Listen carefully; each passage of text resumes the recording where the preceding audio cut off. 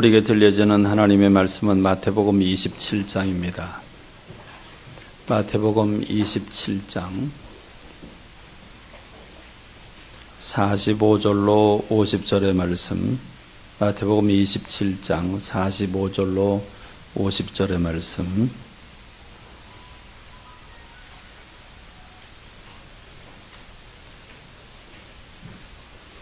우리 다 같이 한 음성으로 함께 봉독하겠습니다. 제6시로부터 온 땅에 어둠이 임하여 제9시까지 계속되더니 제9시쯤에 예수께서 크게 소리질러 이르시되 엘리 엘리 라마 사박다니 하시니 이는 곧 나의 하나님 나의 하나님 어찌하여 나를 버리셨나이까 하는 뜻이라. 거기 섰던 자 중 어떤 이들이 듣고 이르되 이 사람이 엘리야를 부른다 하고 그 중에 한 사람이 곧 달려가서 해면을 가져다가 신포도주에 적시어 갈대에 꿰어 마시게 하거늘 그 남은 사람들이 이르되 가만두라 엘리야가 와서 그를 구원하나 보자 하더라. 예수께서 다시 크게 소리 지르시고 영원히 떠나가시니라. 아멘. 우리 주님은 십자가를 지시기 전에 십자가를 져야 할 것을 미리 알고 계셨습니다. 그리고 제자들에게 여러 차례 십자가를 지시는 부분에 대해서 명확하게 말씀을 해 주셨습니다. 마태복음 16장에 보면 세상 사람들이 나를 누구라고 그러더냐, 선지자나 또 그와 같은 분이라고 얘기할 때 너희가 나를 누구라고 생각하느냐, 주님은 그리스도이시고 살아계신 하나님의 아들이라고 하는 고백을 베드로가 하자 주님은 그리스도이심을 부인하지 않으셨습니다. 그리고 21절의 말씀을 보면 이때로부터 예수 그리스도께서 자기가 예루살렘에 올라가 장로들과 대제사장들과 서기관들에게 많은 고난을 받고 죽임을 당하고 제3일에 다시 살아나야 할 것을 제자들에게 비로소 나타내셨다, 이렇게 말씀을 하십니다.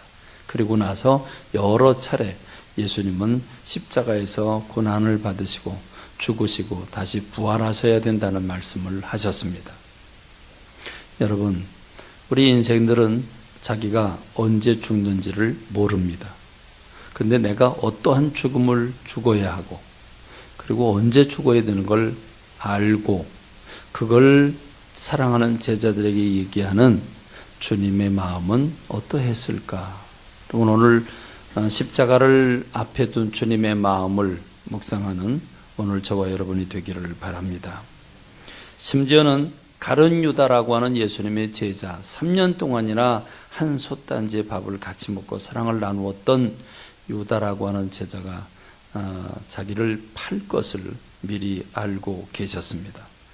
요한복음 13장에 보면 예수님이 마음이 괴로우셨습니다. 이 가룟 유다를 생각하니까 마음이 괴로우셔서 내가 진실로 너에게 이르노니 너희 중에 하나가 나를 팔 것이라, 이렇게 말씀을 하시면서 내가 떡 한 조각을 적셔주는 사람, 그 사람이 바로 나를 팔 거다.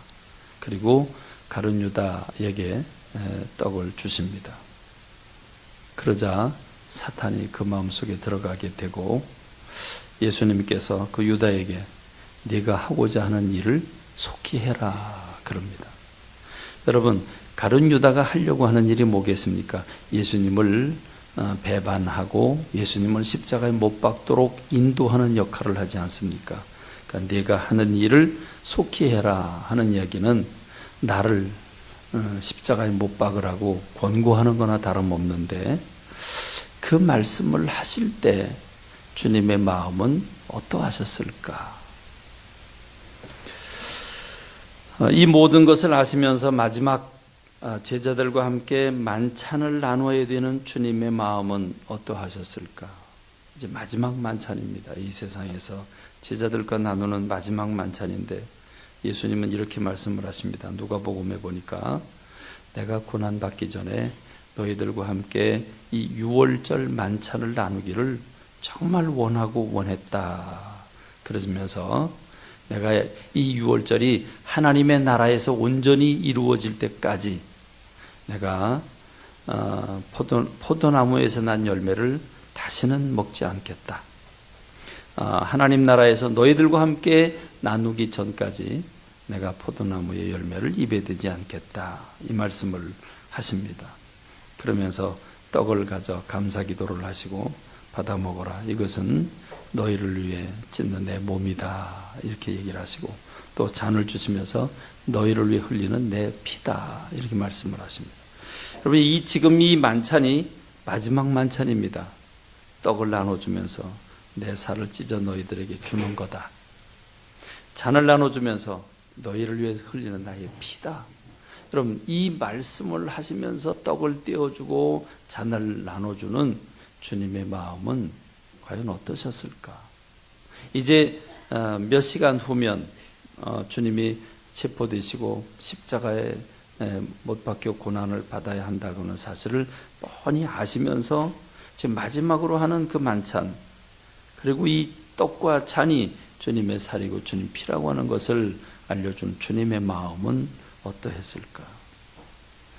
그리고 만찬이 마쳐진 다음에 제자들의 발을 닦아주시는 주님의 마음, 그리고 오히려 이제 곧 스승을 잃어버릴, 뿔뿔이 흩어질, 낙심할 그 제자들을 생각하면서 위로해 주시는 주님의 말씀이 이어집니다.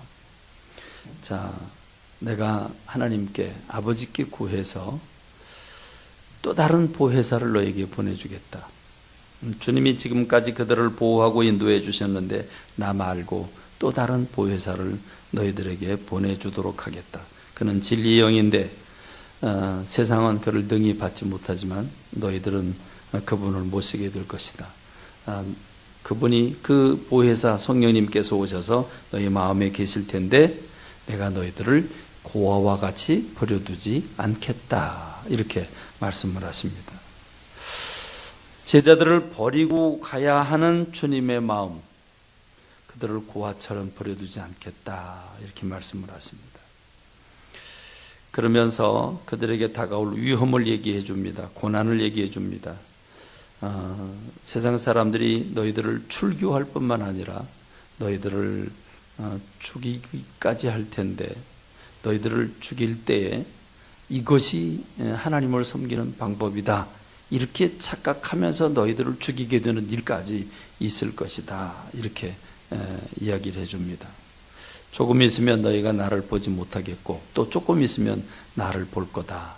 그 말은 조금 있으면 주님이 십자가를 지셔서 하늘로 올라갈 것이고 조금 있으면 성령님께서 그들에게 임함으로써 주님을 다시 보게 된다고 하는 사실을 말씀하고 있는데 제자들은 전혀 눈치를 채지 못하죠.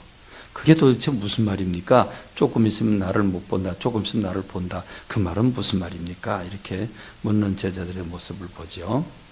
나는 하늘 아버지로부터 이 땅에, 이 세상에 왔고 나는 다시 이 세상을 떠나 이제 아버지께로 간다. 이런 말씀을 하십니다.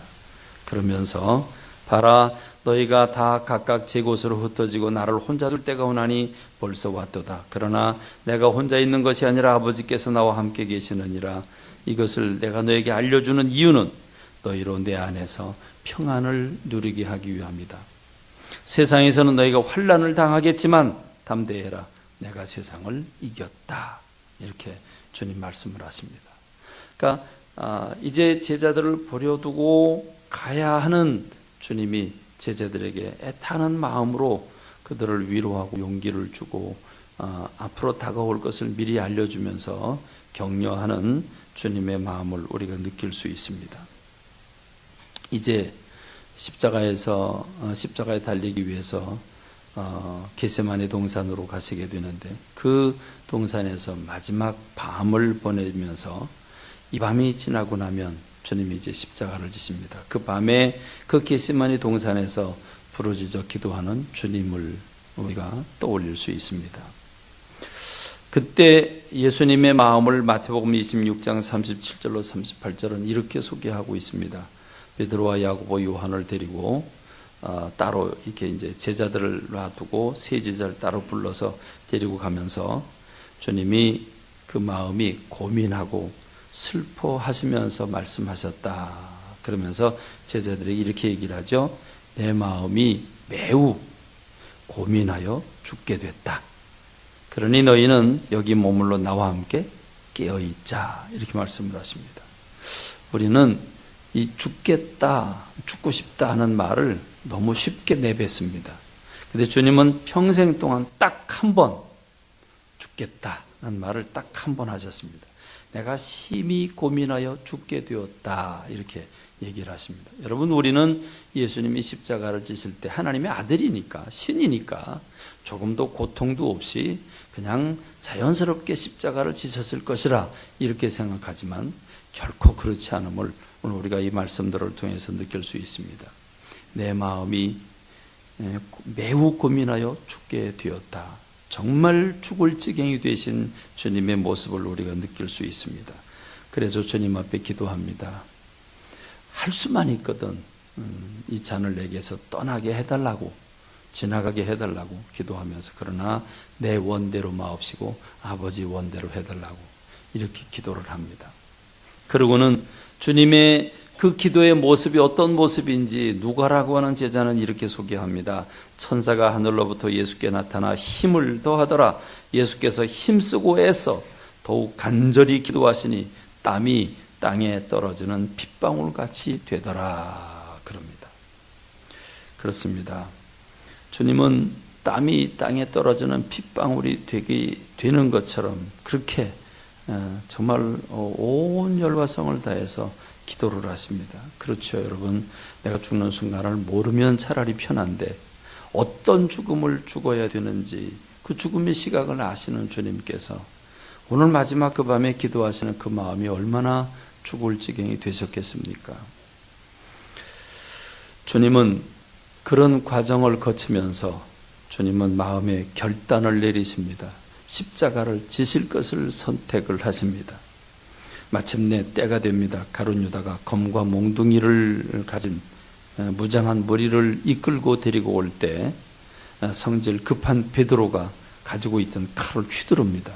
그러자 대제사장의 종인 말고라고 하는 사람의 귀가 잘려져 나갑니다.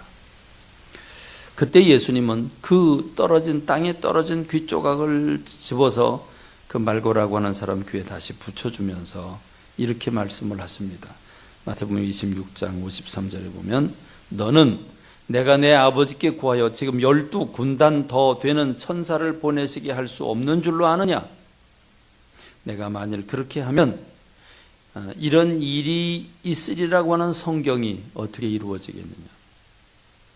그렇습니다. 주님은 당장이라도 하늘에 12군단 이상 되는 군대를 끌어내릴 수 있지만, 사람이 당할 수 없는 천사들을 끌어내릴 수 있지만, 그러나 그렇게 하면 온 인류가 구원받기 위한 하나님의 뜻은 어떻게 되겠느냐고, 그래서 십자가를 지기를 결심하시는 주님의 모습을 봅니다.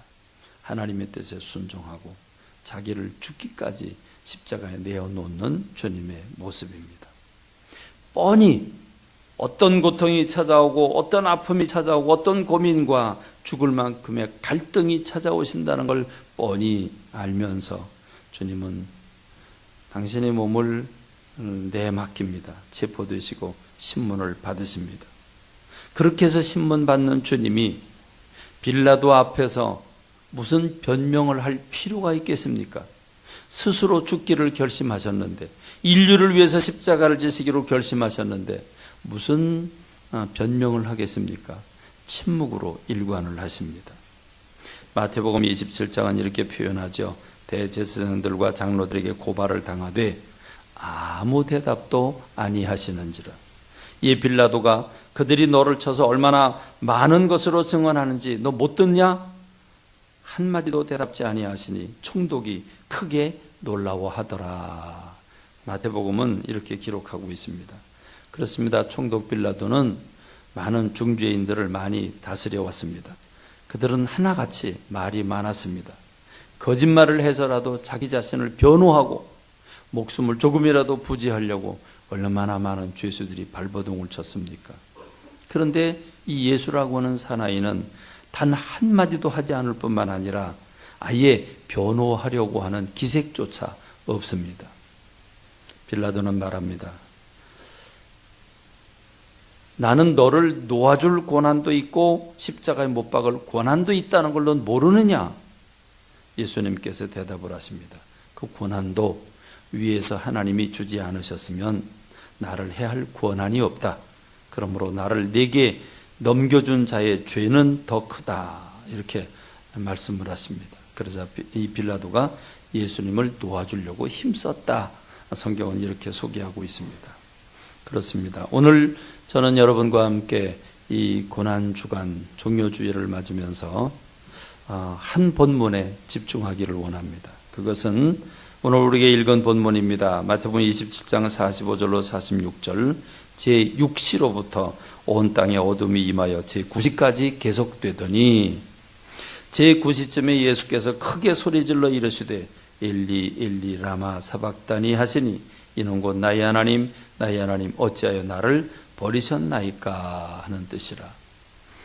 여러분, 예수님은 하나님을 향해 큰 소리로 부르짖고 절규하시는 그런 모습이 오늘 본문의 말씀입니다. 어찌하여 나를 버리셨나이까? 나의 하나님, 나의 하나님, 어찌하여 나를 버리셨나이까? 엘리, 엘리, 라마 사박다니. 그렇습니다. 사람들은 이런 비슷한 말을 참 많이 합니다. 아주 일상적으로 합니다. 남편이 아내에게, 아내가 남편에게, 부모는 자식에게, 자식은 부모에게, 상사는 아랫사람에게, 또 노동자는 회사 측에 계속해서 어째서 나를 버렸는가? 너희가 어떻게 나한테 이럴 수가 있는가? 이런 얘기를 너무도 많이 합니다. 원망이 섞인 말을 많이 합니다. 분노가 섞인 말을 합니다. 악에 복받쳐서 소리 지르는 그런 모습을 봅니다. 머리에 띠를 둘러매고 주먹을 불끈 쥐고 부르짖는 소리를 우린 너무 쉽게 너무나 많은 곳에서 보게 됩니다. 조금이라도 내 유익과 상충이 되면 바로 머리에 띠를 두르는 그런 사회가 오늘 우리의 사회의 모습입니다. 그런데 예수님은 기꺼이는 아니라고 할지라도 인류를 위해서 마땅히 져야 할 십자가임을 알고 계셨기에 주님은 자원해서 선택하셨습니다. 그런데 왜 모든 걸 스스로 짊어지신 주님이 이제 끝까지 다 왔습니다. 다 십자가 지셨습니다. 다 끝났습니다. 그런데 왜 주님은 거친 숨을 몰아쉬면서 하나님을 향해 내뱉듯이 그렇게 포효하셨을까? 마태가 본 십자가상에서의 마지막 말씀은 바로 이 엘리 엘리 라마 사박단이라고 하는 말씀을 외치시고 그러고 난 다음에 다시 큰 소리를 지르며 운명하시더라 이렇게 표현하고 있습니다. 그러니까 거기 있었던 사람들이 듣고 있다가 이 사람이 엘리야를 부른다 그러면서 이 신포도주를 이제 갖다 드립니다.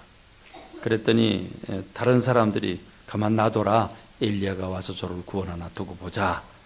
그랬더니 예수님이 다시 크게 소리 지르고 영원히 떠나가셨다 이렇게 소개하고 있는데, 한마디로 말하면 지금 이 엘리 엘리 라마 사박단이라고 하는 말씀은 다 사명을 다 감당한 마지막 부분입니다. 이제 운명하기 직전의 일입니다. 그런데 예수님이 원망 섞인 부르짖음을 주님께 드리고 있다는 겁니다. 도대체 이건 뭘까? 왜 이런 말씀을 하셨을까? 이 광경을 쳐다본 요한이라고 하는 제자는 이렇게 상황을 보고하고 있습니다. 그 후에 예수께서 모든 일이 이미 이루어진 줄 아시고 성경을 응하게 하려 하사 이르시되 내가 목마르다 그럽니다. 그러자 목마르다고 하니까 사람들이 신포도주를 이렇게 해면에 적셔가지고 예수님께 입에 갖다 댔다. 그랬더니 예수님이 포도주를 받으신 다음에 다 이루었다. 그리고 머리를 숙이니 영원히 떠나가셨다. 지금 마태복음이나 누가복음이나 요한복음을 보면 예수님에 대한 그 말씀하신 순서가 조금 좀 틀린 걸 우리가 발견합니다. 자, 이거 왜 이렇게 틀릴까? 마태, 마가, 누가, 요한이라고 하는 4명의 제자는 예수님의 생애에 대해서 기록을 합니다. 그런데 이 예수님의 생애에 대해서 기록하는 시기가 언제냐 하면 신학자들의 그 조사한 의견에 의하면 적어도 예수님이 십자가 지시고 부활하신 다음에 30년의 세월이 흐르고 나서 예수님의 생애에 대한 기록을 합니다. 그들은 예수님이 금방 오실 줄 알았습니다. 근데 오시지 않자 이제 남아있는 많은 사람들에게 예수님에 대한 말씀을 가르쳐야 할 필요성을 느끼고 그제서야 그들은 예수님의 생애를 기록하게 됩니다. 그것이 바로 복음서가 되는데, 여러분 생각해 보십시오. 여러분 30년 전의 일을 소상하게 기억하고 빠짐없이 순서대로 기록할 수 있겠습니까? 30년 전의 일을 말입니다. 쉽지 않은 일이죠. 아무리 중대한 사건이라고 할지라도 많은 사람들이 십자가 앞에 웅성거리며 떠들고 혼잡스러운 그 가운데서 제자들이 그걸 집중하면서 녹음기를 들이대고 녹음을 하고 그걸 들으면서 기록한 게 아니지 않습니까? 그러니까 네 제자가 서로 자기들이 관심거리를 주로 보았을 것이고 들었을 것이고 그래서 기록을 합니다. 종합을 해보자면 그렇습니다. 예수님은 십자가에 매달리셔서 7번 말씀하셨습니다. 7번 하신 말씀은 아버지여 저희를 사하여 주옵소서, 저들은 자기가 하는 일이 뭔지 모릅니다. 예수님께 십자가의 못을 받고 창을 찌르는 그 로마 병정들을 위해서도 지금 기도하고 있는 모습을 보고 대제사장과 사람들을 위해서도 용서하는 기도를 드리고 계십니다. 그리고 좌우 양옆에 있는 그 강도들을 위한 말씀도 하십니다. 오늘 네가 나와 함께 낙원에 있으리라. 오른편 강도를 향해서 말씀을 하십니다. 그리고 그 십자가 밑에서 흐느끼고 울고 있는 여자여 보소서 아들이니이다. 그러면서 그 옆에 서 있는 요한이라고 하는 제자를 향해서 보라 네 어머니다. 이렇게 말씀을 하셨고, 그리고 엘리 엘리 라마 사박단이라고 말씀을 하시고, 그 다음에 목마르다 다 이루었다. 그리고 아버지 내 영혼을 아버지 손에 맡깁니다.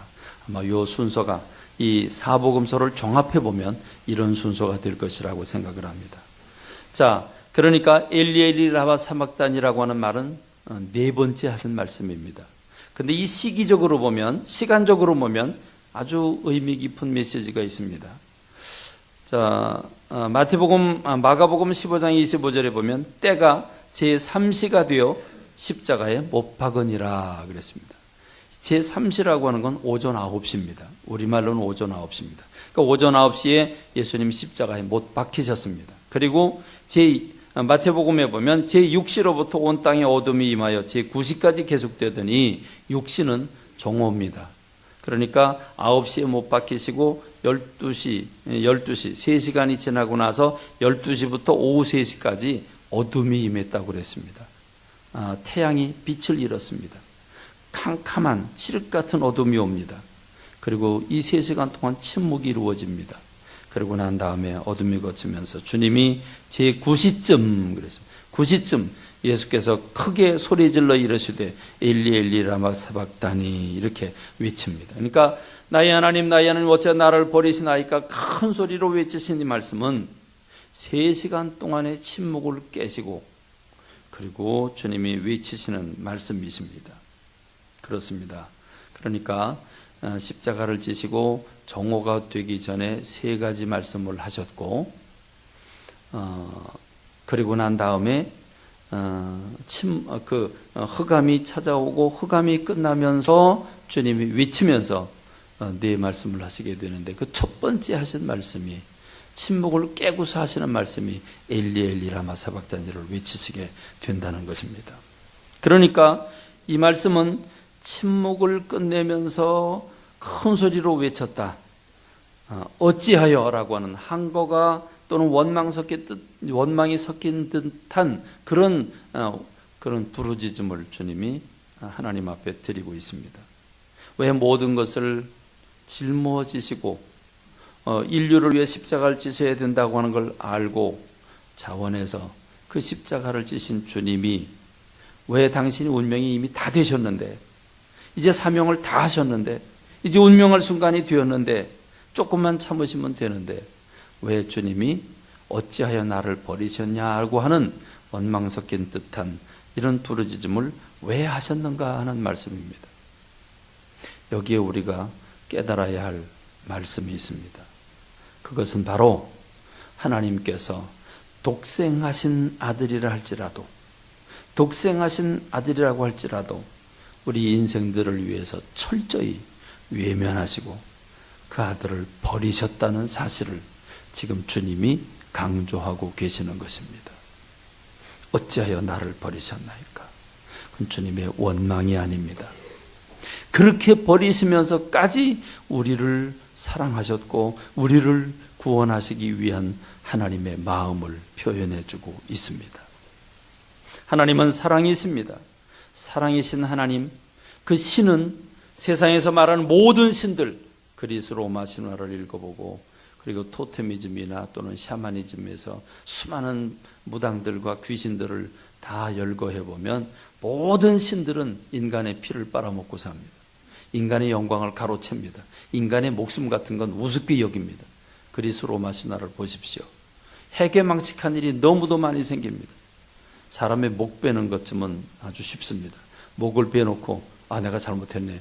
그리고 지나가는 코끼리 목을 베가지고 그 사람의 머리 위에다가 이제 머리가 떼굴떼굴 굴러갔거든요. 그러니까 그 자리에다 코끼리 머리를 턱 갖다 붙여주는 제우스를 보지 않습니까? 그렇습니다. 모든 신들은 인간의 영광을 요구하고 있습니다. 그런데 여러분, 오늘 우리 주님은 어떤 분이십니까? 피도 눈물도 없는 그런 신이 아니십니다. 인간으로부터 영광을 바라기만 하시는 주님이 아니십니다. 주님은 사랑이십니다. 아브라함이 이삭을 드리려고 칼을 높이 들고 찌르려는 순간 하나님은 그 팔을 붙잡으십니다. 아브라함아, 아브라함아, 그에게 손을 대지 말라. 그렇습니다. 주님은 사랑이십니다. 그리고 그 뒤에 그 뿔이 수풀에 걸린 순양을 예비해 주셔서 희생양으로 드리게 하시는 주님이십니다. 그런 주님이신데, 그런 하나님이신데 어째서 우리 인생들을 위해서 그 아들을 외면하지 않으시겠습니까? 그렇습니다. 그런 사랑의 주님이 지금 외면하고 계십니다. 그리고 독생하신 아들을 버리고 계십니다. 여러분, 한번 상상해 보시기 바랍니다.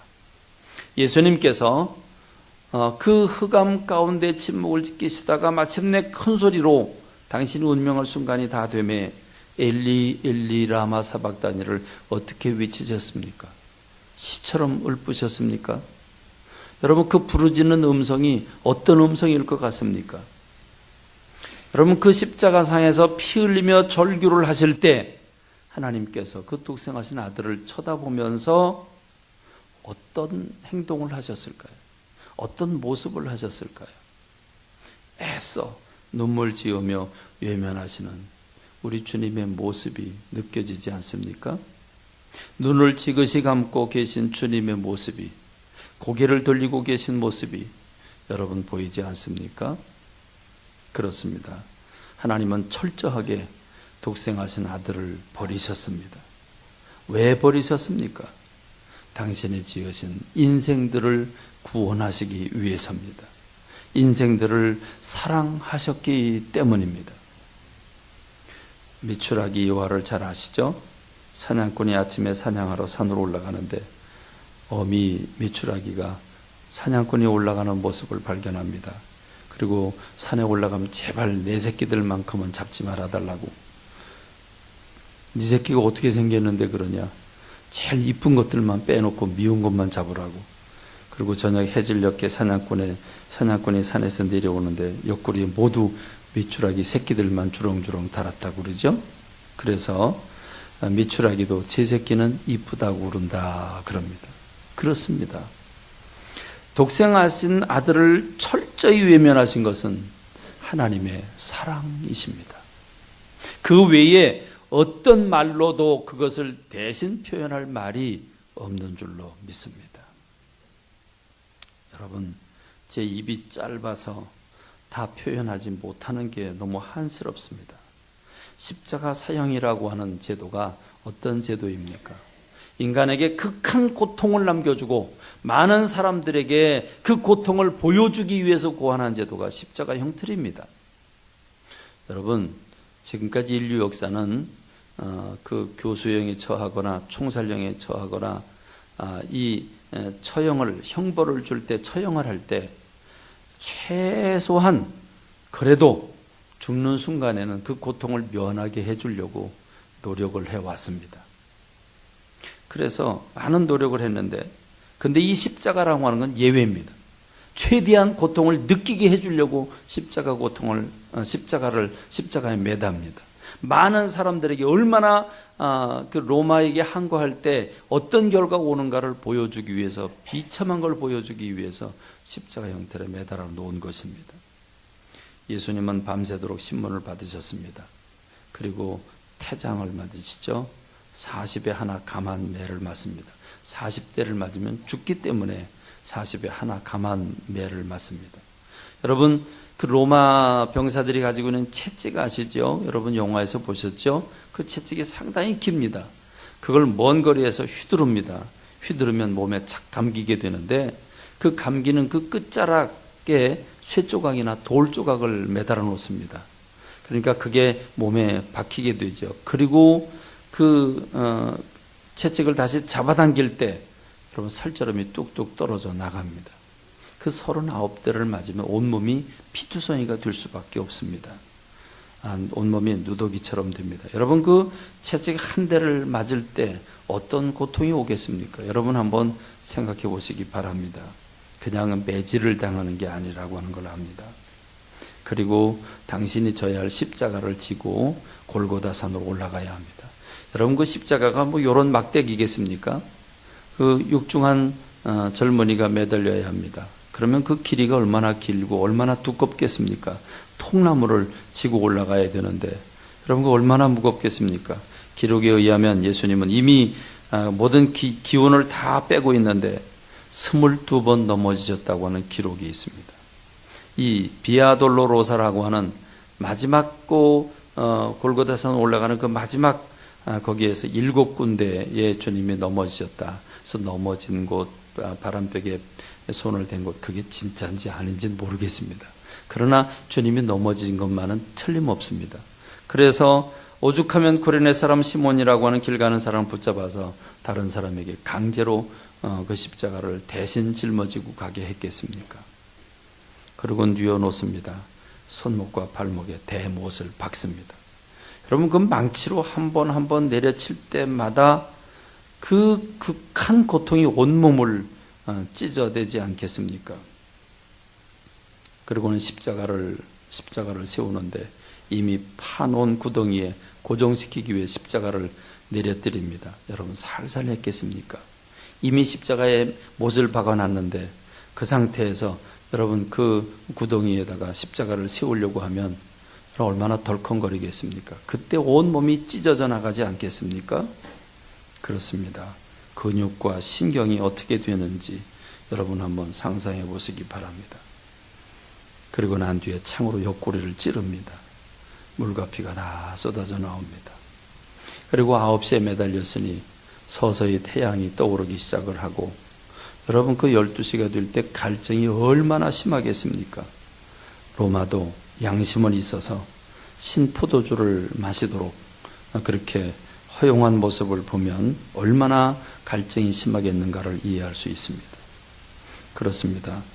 여러분, 이걸 우리가 패션이라고 하는 영화를 통해서도 우리가 느낄 수 있습니다만은, 아마 저는 그 영화를 이렇게 보면 조금도 꾸며놓은 게 아니다, 그거보다 더하면 더했지 덜하지 않을 것이라는 생각이 듭니다. 그렇습니다. 여러분, 누구를 위해서 이런 십자가를 지셨단 말입니까? 로마서 8장 32절, 자기 아들을 아끼지 아니하시고 우리 모든 사람을 위하여 내어주셨다 말씀하고 있습니다. 자기 아들을 아끼지 아니하시고 우리 모든 사람을 위해서 내어주셨다. 우리 모든 사람, 아니 나를 위해서 그 십자가를 지셨습니다. 나 때문에 십자가를 지셨는데 나는 어떤 사람입니까? 어떤 나를 위해서 주님이 십자가를 지셨습니까? 어떤 나입니까? 우리 내 영혼을, 내 몸을 생각해 보십시다. 죄를 올먹듯 하는 나를 위해 그 모진 십자가를 지신 것입니다. 아무것도 알지도 못하면서 자기만이 세상 모든 걸 다 아는 줄 그렇게 교만한 우리들을 위해서 십자가를 지셨습니다. 하나님의 뜻을 전혀 헤아리지 않고 자기의 영광만을 위해서 살고 있는 나를 위해서 십자가를 지셨습니다. 하나님의 나라는 안중도 없고 제 육신과 자기와 관련된 것들만 사랑하는 나를 위해서 십자가를 지셨습니다.